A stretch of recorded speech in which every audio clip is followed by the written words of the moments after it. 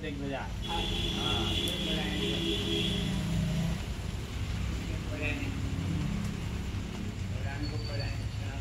बरसात पड़ता है ये इंजना देख भैया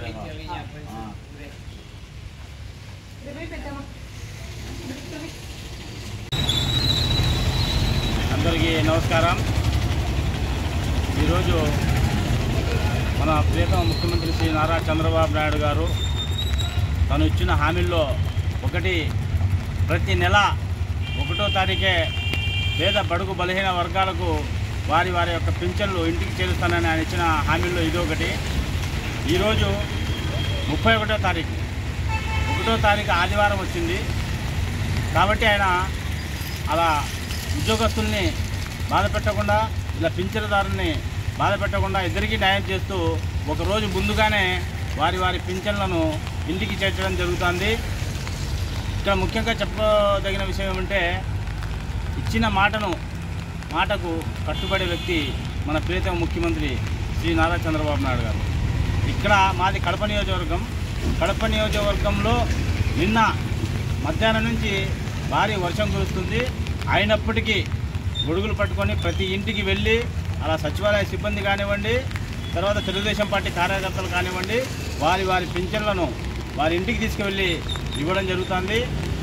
కొంతమంది పని లేని వాళ్ళు కొన్ని విమర్శలు చేస్తుంటారు। మరి ఏమంటారంటే, చంద్రబాబు నాయుడు గారు ఈ హామీలు ఇచ్చినారు, ఆ హామీలు ఇచ్చినారు, అవేం నెరవేర్చలేదు అది అని చెప్పి। మీరు 1000 రూపాయలు పింఛను పెంచడానికి 5 ఏళ్ళు పట్టింది।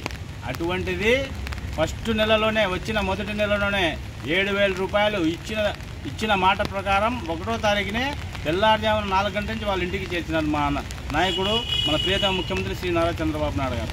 అదేవిధంగా నేను మాట ఇచ్చినాను, వాళ్ళకు 1వ తేదీ నేను పింఛన్ చేర్చాలా కాబట్టి ఆదివారం వచ్చింది, ఉద్యోగస్తులు సెలవు కాబట్టి ఒకరోజు ముందుగానే 31వ తారీఖే తీసుకెళ్ళి వాళ్ళ పింఛన్లు వాళ్ళ ఇంటి దగ్గర ఇస్తుంటే ఆ నిరుపేదల కళ్ళల్లో ఒక ఆనందం, 2 చేతులు ఎత్తి మన ప్రియతమ ముఖ్యమంత్రి శ్రీ నారా చంద్రబాబు నాయుడు గారికి నమస్కారం పెడుతూ వాళ్ళు ముఖ్యమంత్రి గారికి ధన్యవాదాలు తెలియజేస్తున్నాను। నేను ఒకటే చెప్తున్నా విమర్శకులకు, మీరు ఇచ్చిన హామీలు గత ప్రభుత్వంలో మీరు చేసిన పనులు, ఆ హామీలను నెరవేర్చడానికి 1 సంవత్సరం పట్టింది।